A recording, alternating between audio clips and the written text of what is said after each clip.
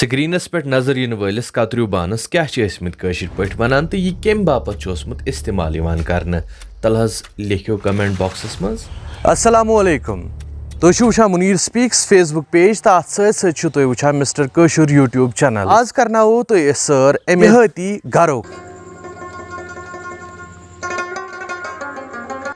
यह देहाती घर तो खास तौर पर आमुत यह किचन हावन। अत मज वुछान कित कनथ प्रोन ताख लगित ब्रोह काल यमे ताख लागन। अत ताखस निबर कन ज ग्रट यमो सत तमुल खास कर पीसन या तवित मकई पीसन वन अचो अथ प्रोटोटाइप गरस मज तो वुछो अंदर क्या अस खतर खास। अगर तुम सन कोशिश टार खसान यमन वीडियोन पे लाइक कमेंट तो शेयर करान। देहाती गरस मज गोड पेवान नजर यथ बेठक कुन युस जन अजकन किचनन मज बड़ आम गमस मगर कॉन्सेप्ट प्रोन युस जन वन डेवलप गसित मुख्तलिफ अंदाज क्यों यमन बेठकन मज अस ब्रोह कन दस्तियाब सन बुजुर्ग या सान बुजुर्ग माजि बेन आसान पथ कालस मज तिम जिंदरस सत ज्यादा पहमत करान तो तिम बेहवान अथ कट बस्ति पे ब्रोह कुन पको तो वुछो यम शलफ प्रान जमानक यम आसान यम प्रान खस यमन मज चाय चन या मशरूबात खतर इस्तेमाल करने तो यह दोयम यह न्याम यस जन कतरू आसान ब्रोहमिस जमानस मज शेजना मोहतरमो तव यथ पे चचे करान तो यम तिम बत चालने यम जन ब्रोहमिस जमानस मज सान माजि बेन बत शहरन विज इस्तेमाल करान। तो वन पको ब्रोह कुन तो वुछो सह इम्पॉर्टेंट चीज़ युस जन दामबर कुठुक बुनियादी जुज सह गो दामबर तो दामर सह मे फर्स्ट टाइम वुचमुत यह क्या अगर तुम पाई या यम जन अस बुजुर्ग वुछान आसन तिमन अत मुतलिक पाई तिम हेकन अस कमेंट्सन मज वनित जे यह क्या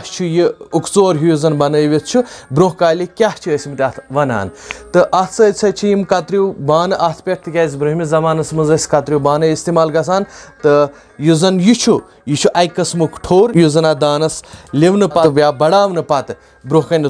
थावन यह दान ठोर अम मूजूब बनावन ताकि जालुन युस जन यथ मज थो यह जालुन गहे और योर रावन कह अम सम दान ठर सत ोट पेवान अत किचनस मज कह ये बह बिहित यह चंगिज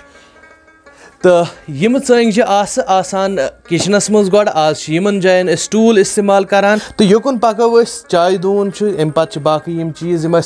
किचनस मज इस्तेमाल तो यह जन चीज़ खास तौर पर सह शलफ यथ मज यम नट थावन तो तुह पाई अत वनान गरवंज तुल बह यह नोट थोद तो तुम हेकियो वुचित कित कनथ कशो छानो यह गरवंज आसान तैयार कोरमुत ताकि अत पे हे नोट असल पठ चकि सान बिहित